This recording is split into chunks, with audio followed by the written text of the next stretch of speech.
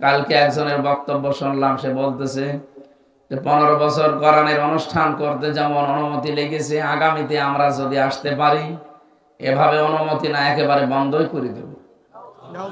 আপনি এগুলো করতেন, পরে বলতে পারতেন না, এখনই বলে দিলেন, মানুষ তো সব বুঝে ফেলবে। বুঝে ফেলবে না, এইগুলো তো এখনই বলে দেওয়া ঠিক হচ্ছে না। আপনারা করবেন আমরাও জানি, তো এগুলো পরে, এখনই বলার দরকার নেই, আগে অন্তত বসে নেই। না বসতে যদি সবই ফাঁস করে দেন তো মানুষ এমনিই তো বুঝে ফেলছে অনেক কিছু, আবার বুঝেও ফেলছে, বুঝে ফেলবে। এই জন্য মনের ভেতরে যা আছে এটা যেন থাকে। আর আমরা তো দেখতে পাচ্ছি এই মজলুম সংগঠন, ওইটা শহীদ প্রেসিডেন্ট জিয়াউর রহমানের হাতে গড়া, তিল তিল করে বাংলাদেশ স্বাধীন হওয়ার প্রায় ৬-৭ বছর পরে দলের জন্ম।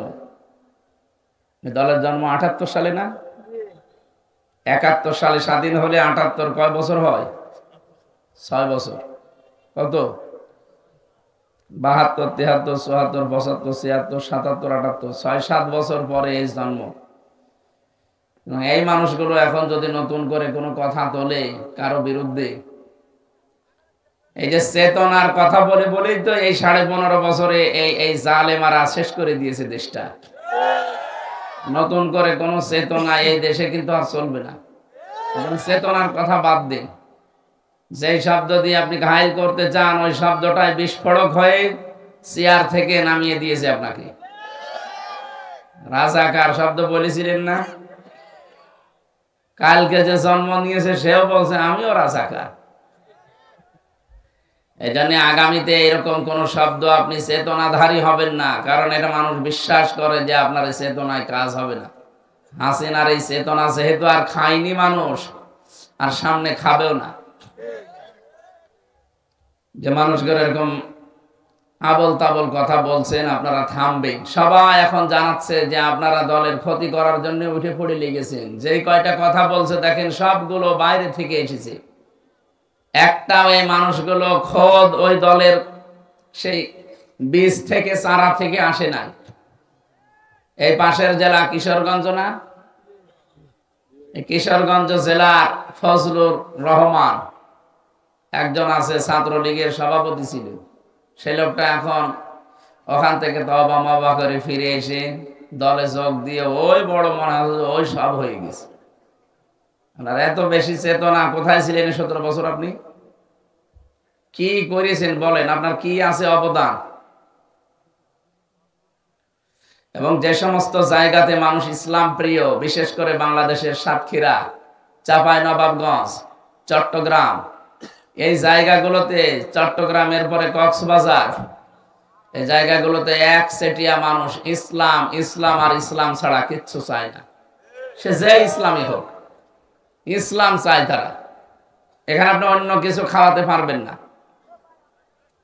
এখন বাংলাদেশে বহু জেলা আমি পেয়েছি, প্রায় 32টার উপরে, তো যারা ইসলাম ছাড়া অন্য কিছু সেখানে চাই না। জোর করে কিছু দিতে গেলে উগরিয়ে ফেলে দেবে। এখানে আপনি খাওয়াবেন কি করে?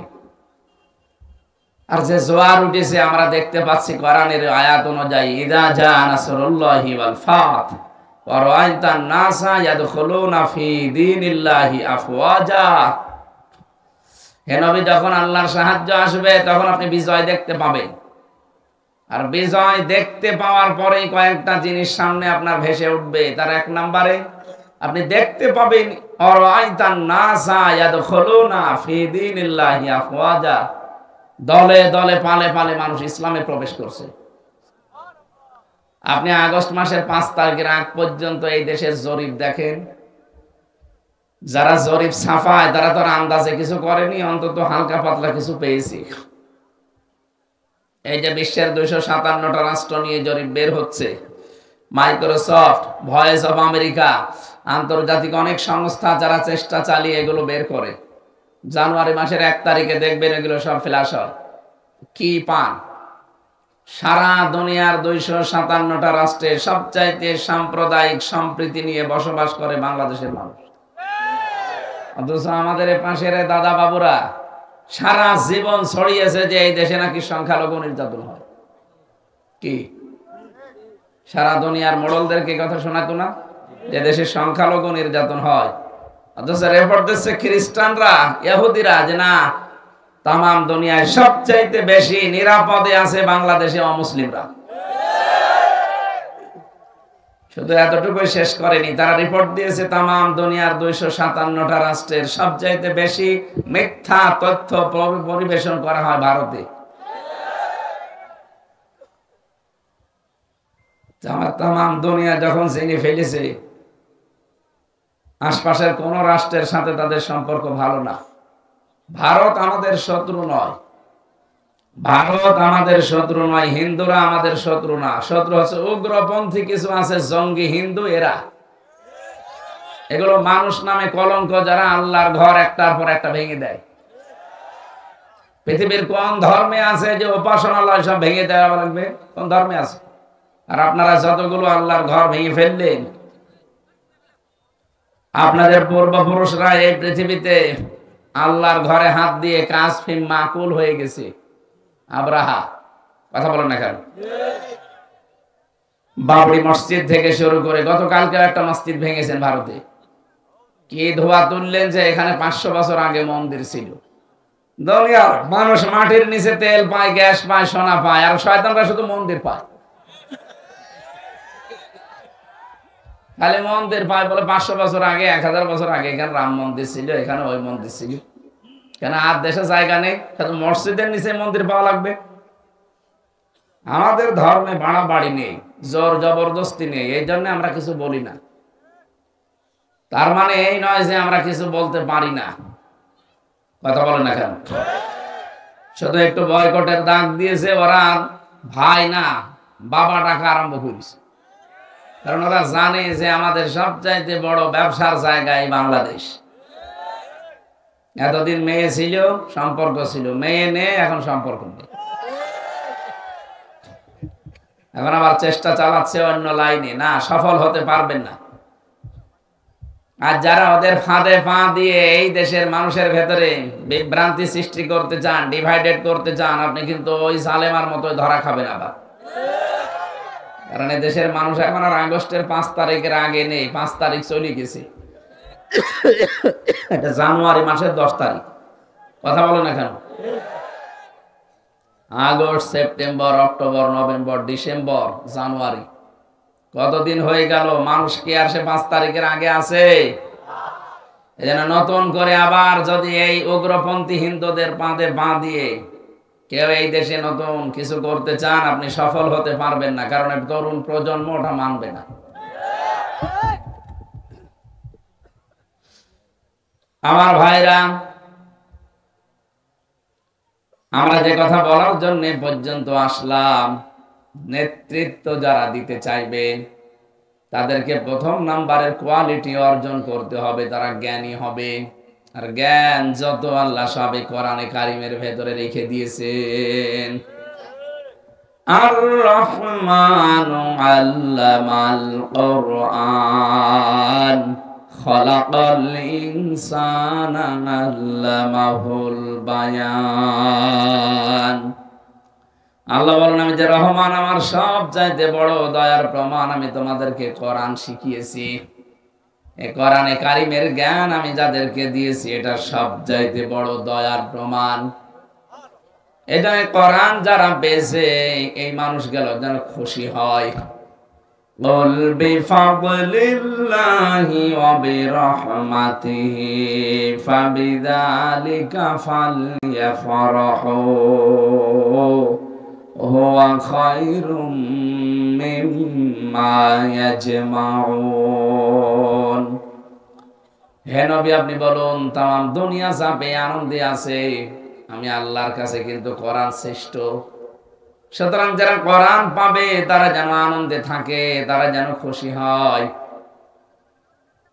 এই বাংলাদেশে আমরা কোরআনে কারিম পেয়েছে কারা?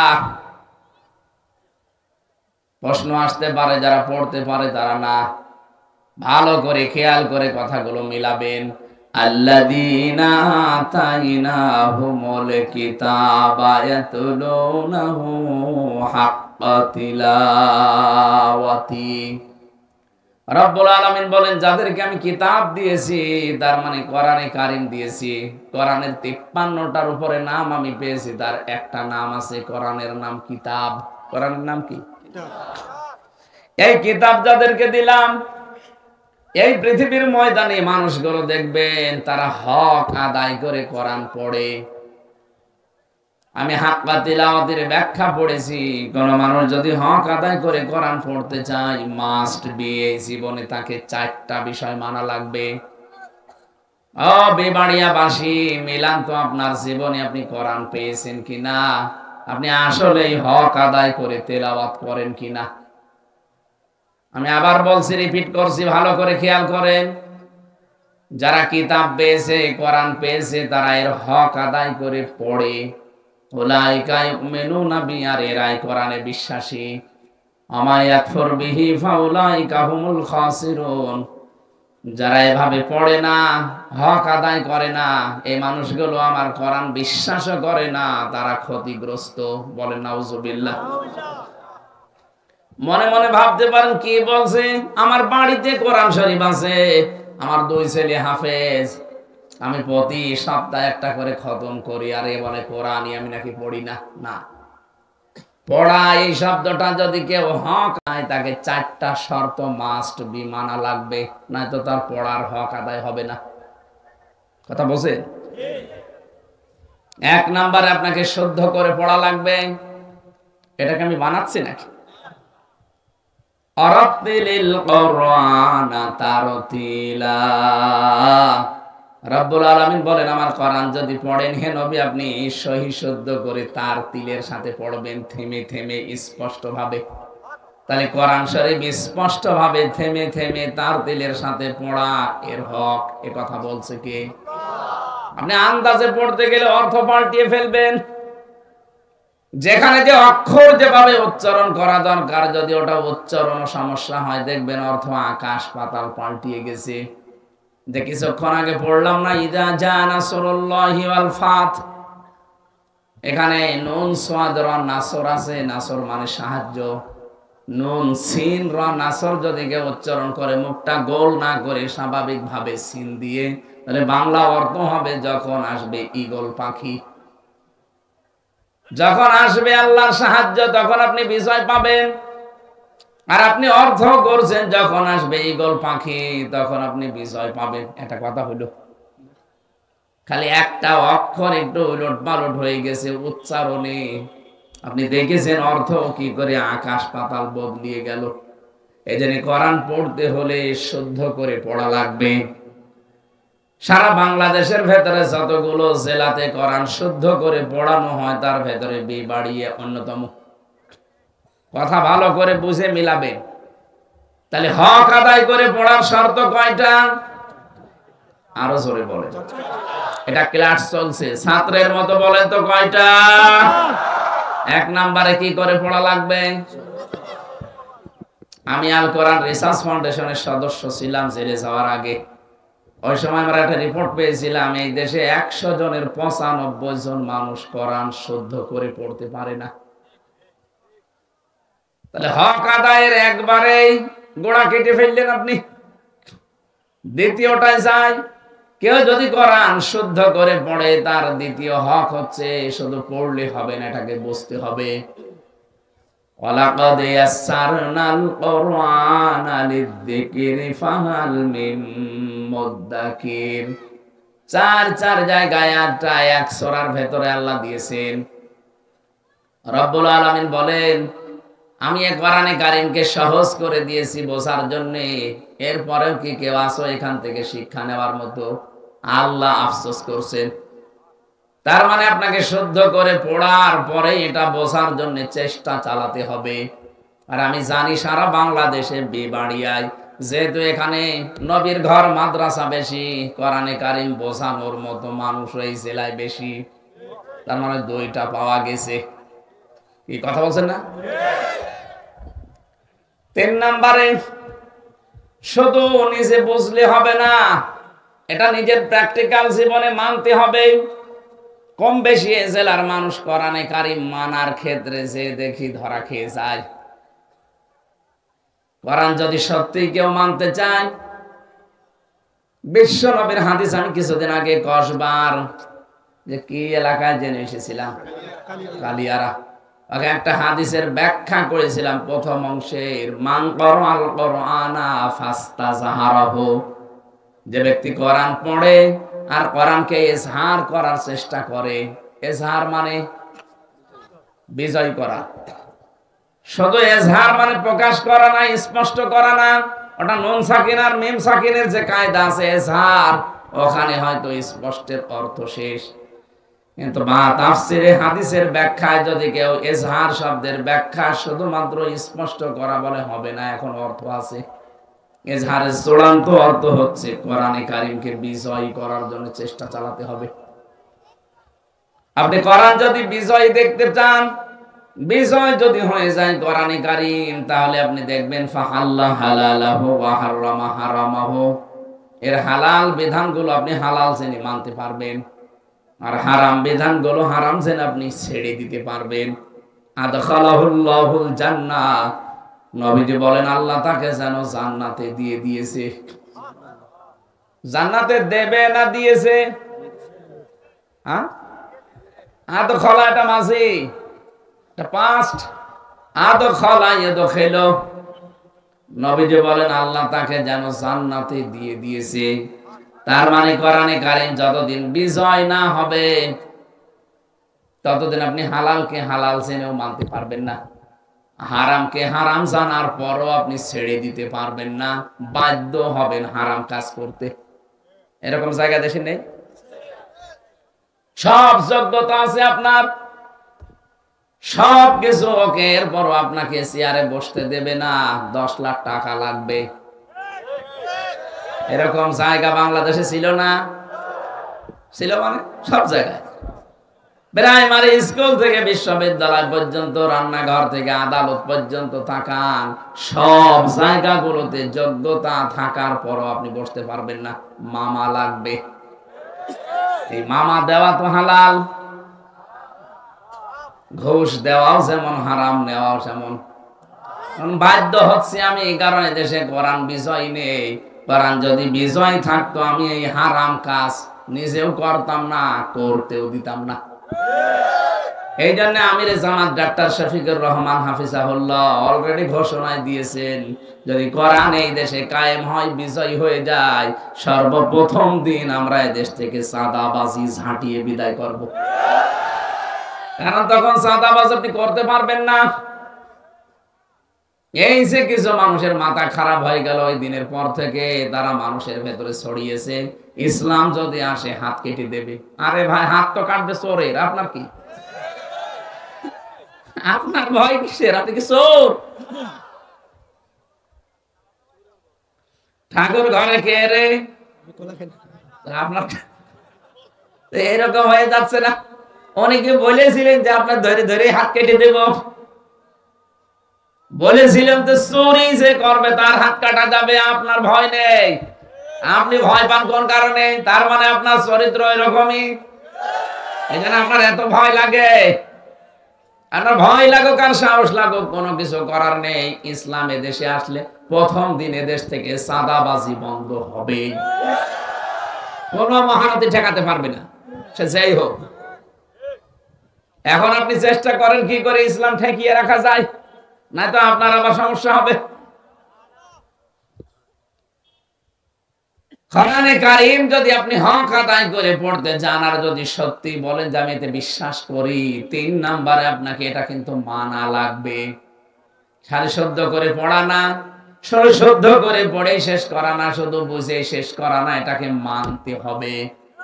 আর যখনই আপনি পূর্ণাঙ্গ জীবন এটা মানতে যাবেন, আল্লামা শফি সাহেবের মতো আপনার নামও পাল্টিয়ে যেতে পারে। ঠিক, তার নামই পাল্টিয়ে দিয়েছে জালেমরা, তেতুল হুজুর দিয়েছে।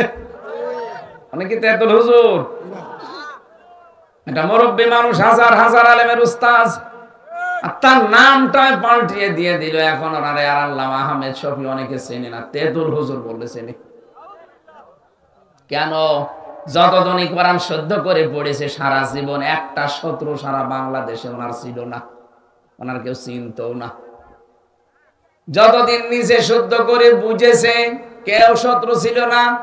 যাই বলেছে না আমি এটা মানতে চাই, সারা দেশে আমি এটা মানতে চাই, তখনই ওনার নামে উল্টা পাল্টা। আমার মনে হয় আর কিছুদিন বেঁচে থাকলে ওনার রাজাকারের মামলাও খাওয়া লাগতো। আমার নামে যদি ওই মামলা দেওয়ার প্রস্তুতি নিতে পারে, ওনারই তো দিত 1 আর 2। আমি একবারে চট্টগ্রামের ফটিকছড়িতে অনুষ্ঠান ছিল, কুষ্টিয়া থেকে আসতেছি ওই জেলে যাওয়ার আগে। আমার মনে হয় অলরেডি আমি ফেনী তখন পার হয়ে গেছি। ওসি সাহেব কোথা থেকে নাম্বার জোগাড় করে কল দিয়েছে, হ্যালো হুজুর আপনি কোথায়? আমি যাই তো ফেনী পার হচ্ছি, আপনি আসবেন না কেন? সকালে 4 জন মানুষ এসেছিল আমার থানায়, বিশাল বিশাল পাগড়ি মাথায় দিয়ে, সবুজ পাগড়ি। তার মানে আল্লাহর ওলি বোঝা যাচ্ছে, সিন্নি খাওয়া ফাটি। এই 4 জন এসে আমার কাছে লিখিত অভিযোগ দিয়ে গেল, আপনি নাকি রাজাকার, চিহ্নিত রাজাকার কুষ্টিয়ার।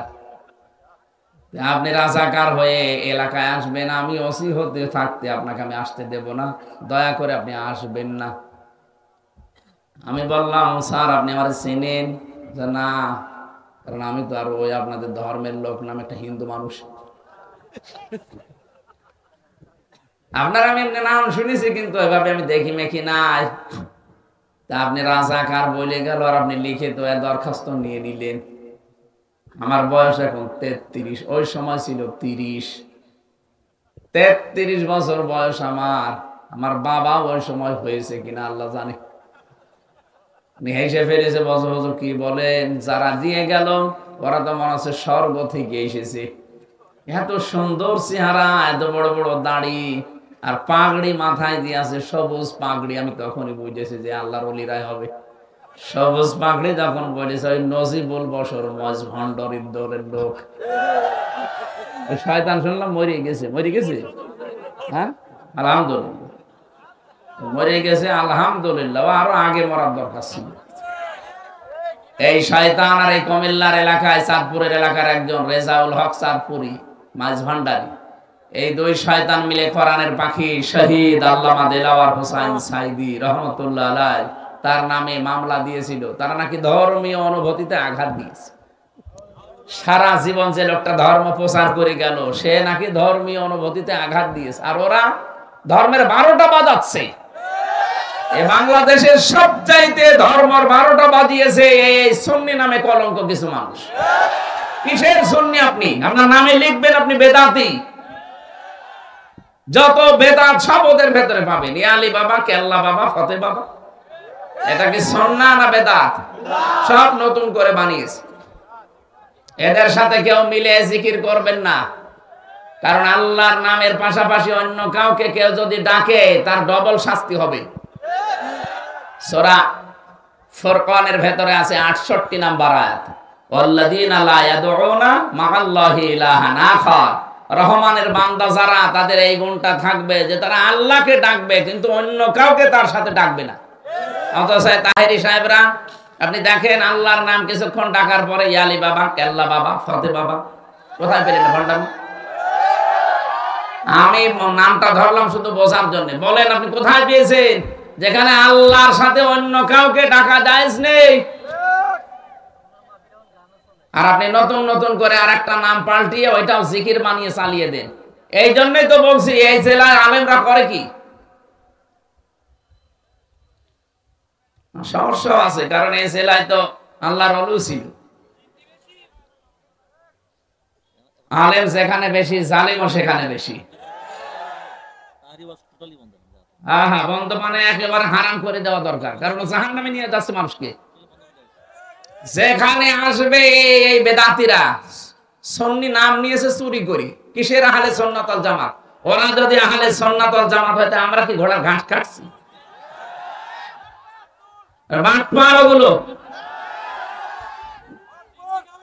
ওদের মেল মোহাব্বত সব ওই জালেমদের সাথে।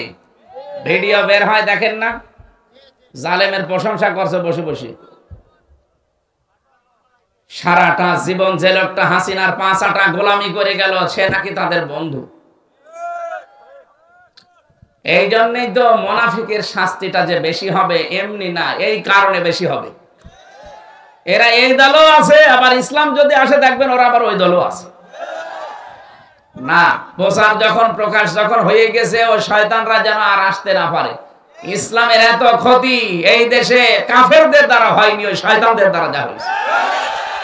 নতুন নতুন ইসলাম বানিয়ে মানুষদেরকে জাহান্নামের দিকে ঠেলে নিয়ে চলে যাচ্ছিল। এখন অন্তত অনেকে চেষ্টা করছে, না এ তো ইসলাম না, আল্লাহর নাম আমি ডাকবো, সেখানে এ কিসের নাম শিখায়। সোহেল চৌধুরী নায়ক ছিল, নাম শুনেছেন? তাকে মেরে ফেলেছিল যে লোকটা আমার সাথে ছিল জেলখানায়, 25 বছর জেল খাটতেছে, মামুন। কিছুদিন আগে বের হয়েছে। দেখতাম আমরা রাত 2:30 3টায় উঠি তাহাজ্জুদ পড়ার জন্য, আর ও ওঠে জিকির করার জন্য। তাও সে জিকির জাত মতো জিকির তো হলে হয়, উঠে এসে জিকির শুরু করে, ইয়া রাসূলুল্লাহ ইয়া রাসূলুল্লাহ। কি গো? একদিন মাওলানা মামুনুল হক আর আমি ডাক দিলাম, ভাই এদিকে আসে। কি করেন আপনি? জিকির করি। কিসের জিকির? রসুলের এশকে। রসুলের এশকে জিকির করেন আপনি? কিসের এশক আপনার? আর ইয়া রাসূলুল্লাহ বলে কোনো জিকির আছে না?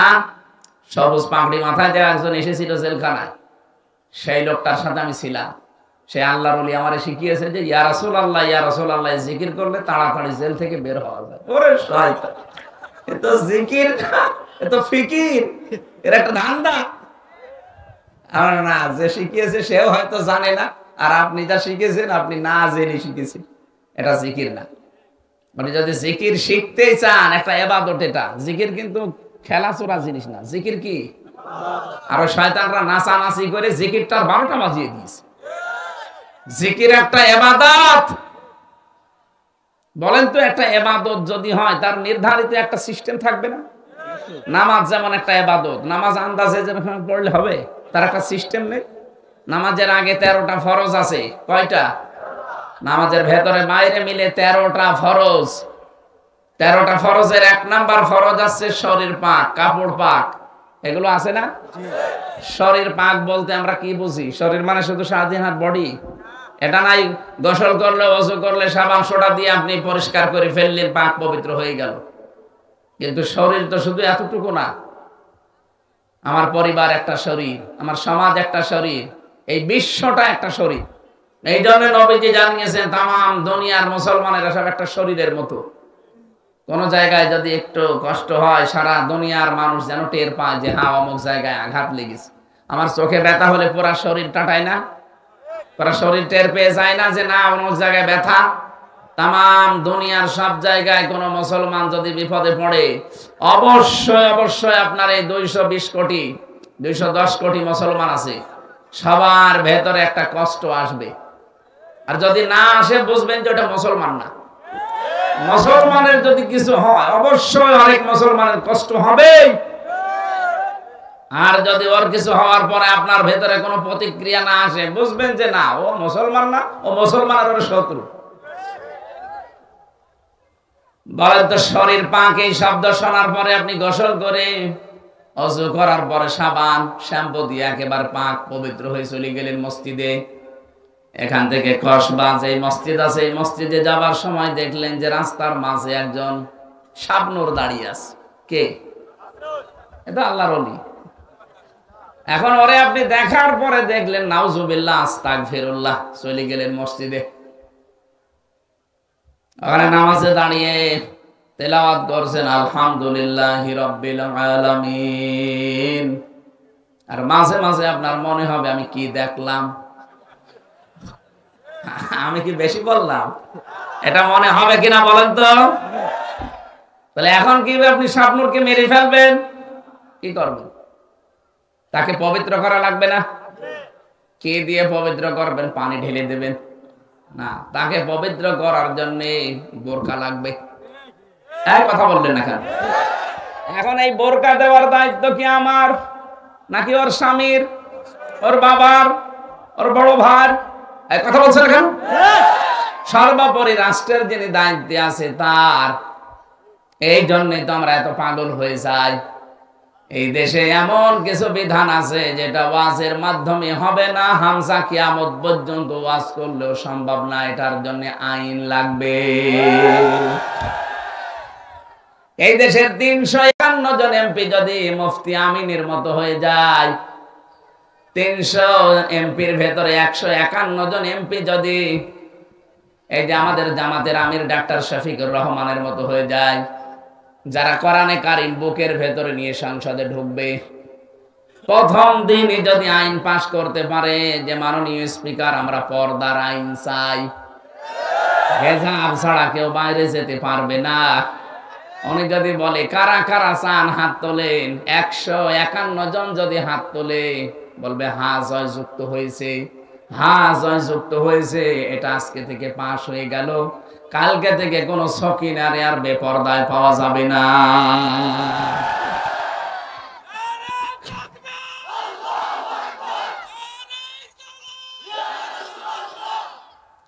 এইটাই তো আমরা চাচ্ছি। আপনি যে আন্দাজে নাম বলেন যে এরা ধর্ম ব্যবসায়ী, ধর্মকে পুঁজি করে এরা ক্ষমতায় যেতে চায় না, আপনি আন্দাজে ভুল বুঝেছেন। কিয়ামত পর্যন্ত যদি ক্ষমতায় যেতে নাও পারি তাও চরম পন্থা অবলম্বন করব না, কিন্তু আমরা চাই যেভাবে সিস্টেম আছে সে আমরা আল্লাহর এই বিধানটা কায়েম করতে চাই।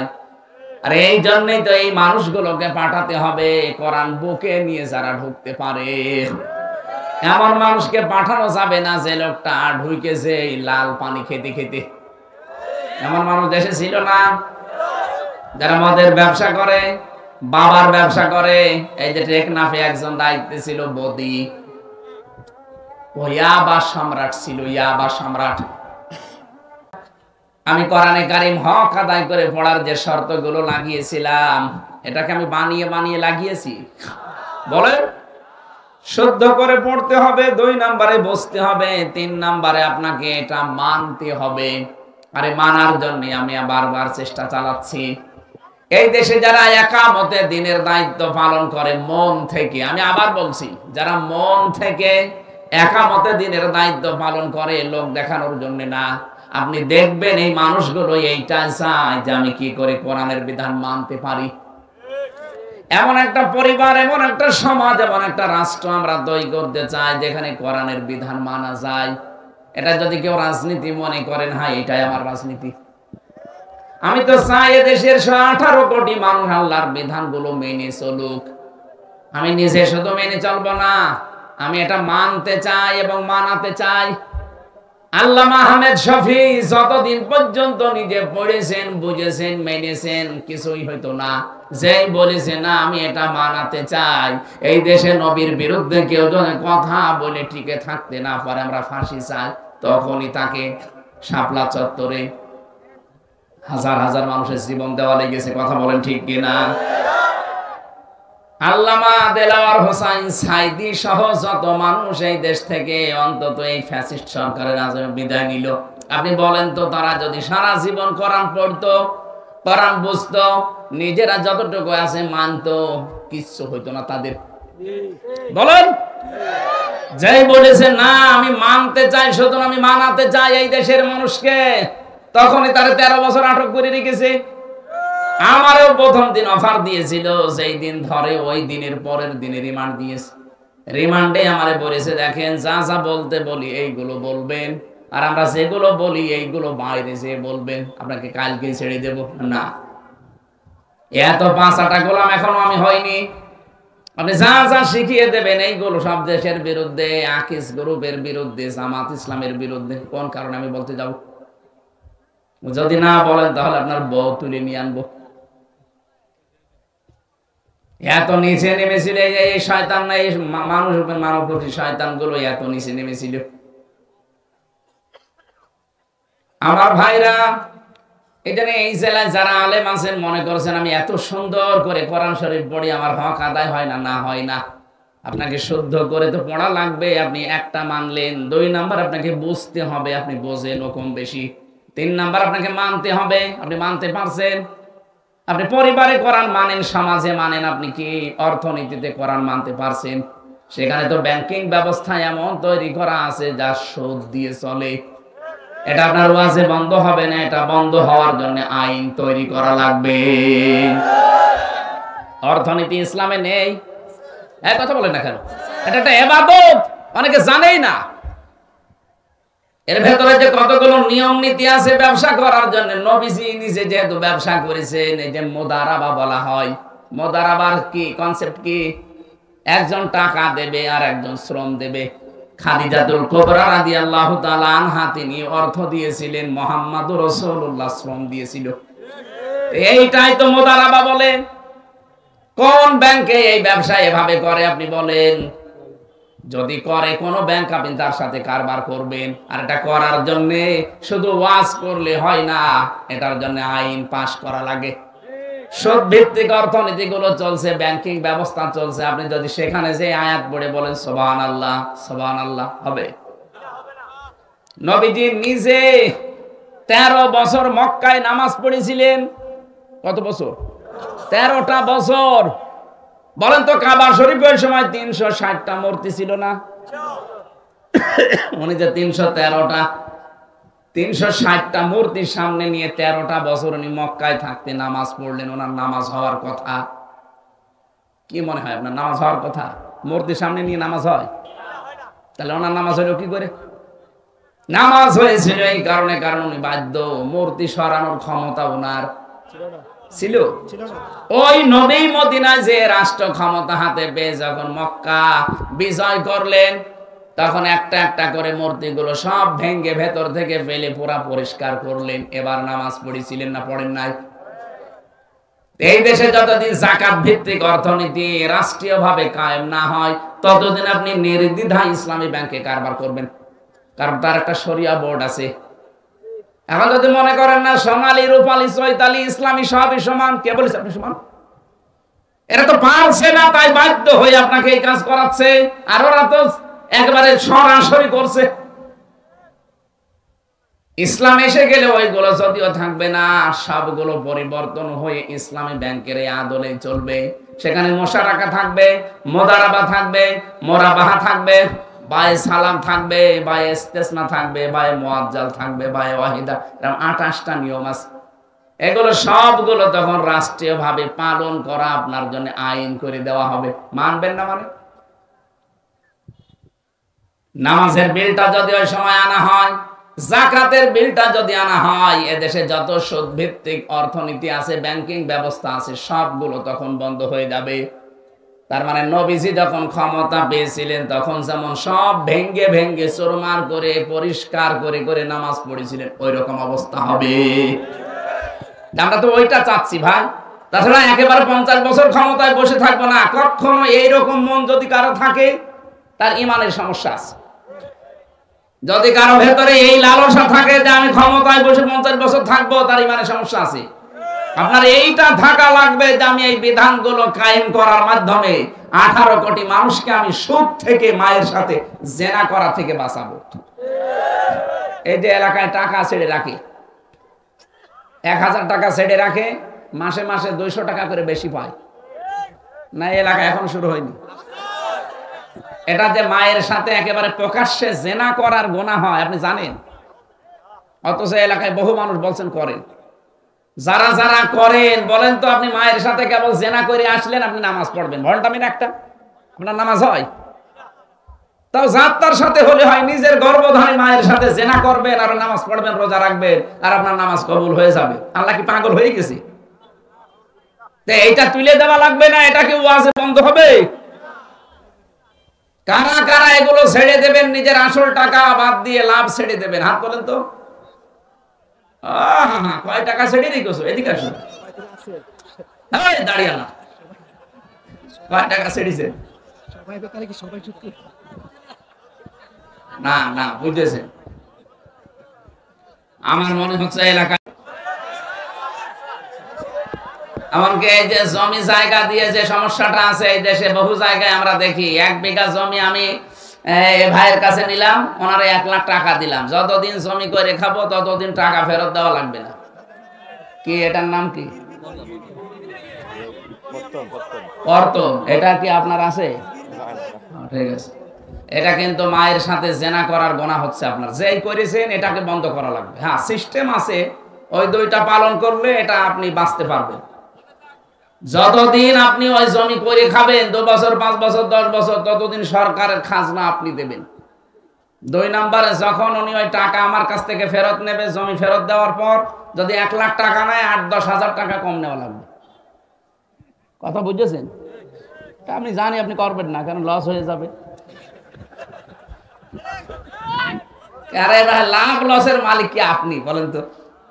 1 লাখ গরু বিক্রি না করে বাজার থেকে চলে আসতেছে, এসার পরে ডাকাতি ধরিস, এই গরু বিক্রি করনি? বলছে বাবাজি দাম পাইনি এই জন্য বিক্রি করিনি। তো দাঁত মুখ খুলে ফেলবো, দাম পাওয়া দরকার কি, টাকা তো আমরা নেব, যা হয়েছে তাই বিক্রি করবি, টাকা কিন্তু বাড়ি দিয়ে যাবে, টাকা তো নেবো আমরা, আমরা বসে আছি। লাভ লসের মালিক কে আপনি? কে বলেন? সুতরাং আপনারা যে ভয় দেখাচ্ছেন যে না লস হয়ে যাবে এরকম করলে, আরে সিস্টেম দিয়েছে আল্লাহ, লাভ লসের মালিকও আল্লাহ, আপনার অসুবিধা কি? সুতরাং এরকম যারা আছেন আপনি ছেড়ে দেবেন ভাই। এই এলাকায় মনে হয় হবে না, কারণ এটা আইন লাগে। বাবা শাহজালাল যত কিছুই বুঝিয়ে দিয়ে এখান থেকে যাওয়ার সময় যা ছিল তাই। সুলাইমান নবী একবার জিনদেরকে বলেছিলেন, আজকের এই আয়াতের তাফসিরে আছে, উনি জিনদেরকে বলেছিলেন জিনেরা একটা মসজিদ বানাও। ওরা মসজিদ বানানোর পরে আবার গোড়া থেকে ভাঙা আরম্ভ করেছে। সুলাইমান নবী এসে দেখে পুরা মসজিদ শেষ। মসজিদ বানিয়েছিলাম আবার ভেঙে ফেলছে। কেন? আপনি তো বলেননি যে মসজিদ বানানোর পরে কি করা লাগবে, দেখো কাজ কাম নেই, আবার শুরু করি। উনি বললেন ঠিক আছে, মসজিদ বানাও, আর আমি যতদিন ফিরে না আসি ততদিন একটা কুকুরের লেজ সোজা করো। ওরা ঠিক মসজিদ বানানো কমপ্লিট করে একটা কুকুর ধরিয়ে এনে লেজ ধরে টানাটানি করে, লম্বা হয়ে যায়, যে ছেড়ে দেয় আবার কাছে। কি গো, কি কুকুর? তেল মোবাইল নিয়ে আয়, তেল মোবাইল নিয়ে টানাটানি করে, যেই টানে লম্বা হয়, ছেড়ে দেয় কাছে যায়। না এ হবে না, বাঁশ নিয়ে জায়গা মতো বাঁশ দিয়ে টাইট করে বেঁধে রাখে। 2-3 দিন একাধারে বেঁধে রেখেছে, মনে কাছে সোজা হয়ে গেছে, যেই খুলে দিয়েছে আবার যাচ্ছে। সুলাইমান নবী এসে দেখছে ওরা টানাটানিতে ব্যস্ত। কি ওরা কি কুকুর? এ তো ডিজিটাল কুকুর। এত করে আমরা টানাটানি করি, মনে হয় যে লম্বা হয়ে গেল, যেই ছেড়ে দেখ আবার যাচ্ছি। এই 15.5 বছর আমরা এরকম একটা কুকুর পেয়েছিলাম, যত টানি দেখে হ্যাঁ ঠিক হয়ে গেল, যেই ছেড়ে দি যা আবার যাচ্ছি। আল্লাহ তাআলা আমাদেরকে বাঁচিয়েছেন কুকুর থেকে। আপনি আবার কুকুর বললাম বলে মনে করি না যারা পালিয়ে গেছে আমি ওদের বলছি। ছিল, এই দেশে ছিল না, জনগণ বহু চেষ্টা চালিয়েছিল, অনেকে জীবন পর্যন্ত দিয়ে চেষ্টা চালিয়েছে যে দেখি হয় কিনা। না, কুকুরের লেজ যেমন ওদের স্বভাবও এরকম, পাল্টাতে পারেনি মানুষগুলো। আমরা মনে হয় এখানে যে অবস্থা দেখলাম, আপনারা এই সুদ ছাড়তে পারবেন না যতদিন যাকাত ভিত্তিক অর্থনীতি কায়েম না হয়। এই জন্য আমরা যারা কোরআন শুধু পড়ছি, এই জেলায় বহু মানুষ আছে শুধু শুদ্ধ করে পড়ে, শুধু বোঝে, শুধু নিজে মানে না। আরে ভাই, এটা মানাতে হবে। নবীজি যেই বলেছে আমি এটা মানাতে চাই এই আরব জাহানে, তখনই তাকে দেশ থেকে তাড়িয়ে দিয়েছে। তখন 82 বার তাকে হত্যার চেষ্টা চালিয়েছে ইহুদিরা। কতবার? 82 বার। আমাদের দেশে আমরা যারা সত্যিকারের অর্থে কোরআন শুদ্ধ করে পড়ি, যারা বুঝি, যারা নিজেরা মানি, আর যারা বলি না আমি একা মানবো না, আমি মানাতে চাই, তখনই তাদের নামে উল্টাপাল্টা কথা আমরা জারি হতে দেখি। যত কিছুই জারি করেন না কেন, এই দেশে আমরা কোরআন শুধু নিজে মানবো না, আমরা মানাতে চাই। কথা বলেন না কেন? এবার আমরা দেখতে চাই যে 56,000 বর্গ মাইল আল্লাহর কালাম দিয়ে চলছে। আর এটা সামনে আমার মনে হচ্ছে যে সম্ভব। আজকে আমি বিমানবন্দরে, ওরা হেলিকপ্টারে আমার নিয়েছিল ফরিদপুরে, ওখান থেকে এখানে নামিয়ে দিয়ে গেল। যাওয়ার সময় পাইলট আমারে বলছিল, যেহেতু দৃশ্য সারা দেশেই তো ঘুরছি, যা দেখছি, ইসলামের একটা গণজোয়ার আরম্ভ হয়েছে। মানুষের ভেতরে যে প্রতিক্রিয়া দেখছি, এবং আমরা রিপোর্টগুলো, আন্তর্জাতিক রিপোর্ট আমরা দেখি, আগস্টের 5 তারিখের আগে মাত্র 100 জনের 15 জন মানুষ চাইতো এদেশে কোরআনের বিধান কায়েম হোক, আল্লাহর বিধান দিয়ে দেশটা চলুক। মাত্র 100 জনের কয়জন? অথচ এই যে এই জানুয়ারি 1 তারিখে একটা রিপোর্ট পেয়েছে, উনি বললো যে আমরা দেখতে পেলাম এই দেশে এখন 100 জনের 58 জন মানুষ চাচ্ছে ইসলাম এই দেশে কায়েম হোক। কারণ এদেশের মানুষ হিন্দু, বৌদ্ধ, খ্রিস্টান, মুসলমান সব বুঝে ফেলেছে যে বহু কিছুই দেখলাম, ইসলাম ছাড়া শান্তি কোনো জায়গায় নেই। যারা অন্তত ইসলাম একটু মেনে চলে তাদের কাছে দেশটা নিরাপদ। উনি আমার দুইজনের নামও বলল, মাওলানা মতিয়ার রহমান নিজামী, আলী আহসান মোহাম্মদ মুজাহিদ। বলছে এই দুইজন ইসলামী মাইন্ডের ছিল, অথচ উনি মুসলমান না। ওই লোকটা মুসলমান না, এটা হিন্দু মানুষ। আজকে যিনি নিয়ে এসেছিল পাইলট, মুসলমান না। উনি বলছে আমরা তো দেখতে পাচ্ছি এই দুইজন মানুষকেও তো আমরা দেখেছিলাম, এরা ইসলাম মেনে চলতো, এই জন্য এদের একটা টাকা দুর্নীতি পাওয়া যায়নি। পৃথিবীর ইতিহাস এরা পাল্টিয়ে দিয়েছে। কি গো, এত বড় মন্ত্রী, কৃষি মন্ত্রীর দায়িত্বে ছিল, শিল্প মন্ত্রীর দায়িত্বে ছিল, সমাজ কল্যাণ মন্ত্রীর দায়িত্বে ছিল। এই আপনাদের এই জেলায় একজন ছিল না সমাজ কল্যাণ মন্ত্রী, মারা গেছে মনে হয়, নাকি পাশের জেলা মহাসিন নাকি জানেন না, ওই যে আলী মহাসিন নাকি নাম ছিল, যে হবিগঞ্জে। লোকটা মনে হয় ঘুমাইতো খালি। কয়েকটা ভিডিও দেখেছিলাম, ও কোন জায়গায় বক্তৃতা দিতে দিতে ঘুম পড়িস।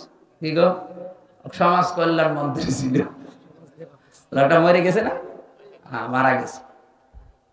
একটা হিন্দু মানুষ আমারে বোঝাচ্ছে যে হুজুর এইরকম মানুষ যদি 52 জন মন্ত্রী এই দেশে তৈরি হয়ে যেত, তাহলে এই দেশটা একটা মিনি স্বর্গ হয়ে যেত। অত জান্নাত বলে না, স্বর্গ বলে। বলছে মিনি স্বর্গ হয়ে যেত। আমি বললাম হ্যাঁ, এইটাই দরকার। এই দেশে শুধু 300 জন এমপির ভেতরে 151 জন এরকম তৈরি হোক, তাদের 620টা বাড়ি হবে না, তাদের একটা বাড়ি। আমি পাবনায় গিয়েছিলাম, মাওলানা মতিয়ার রহমান নিজামী সাহেবের বাড়ি, একজন মন্ত্রী, কয়েকবারের এমপি, তার বাড়ি এখনো টিন উপরে, নিচে চাটাই দেওয়া আর মাটির দেওয়াল। আর আমরা শুধু মেম্বার হতে দেরি।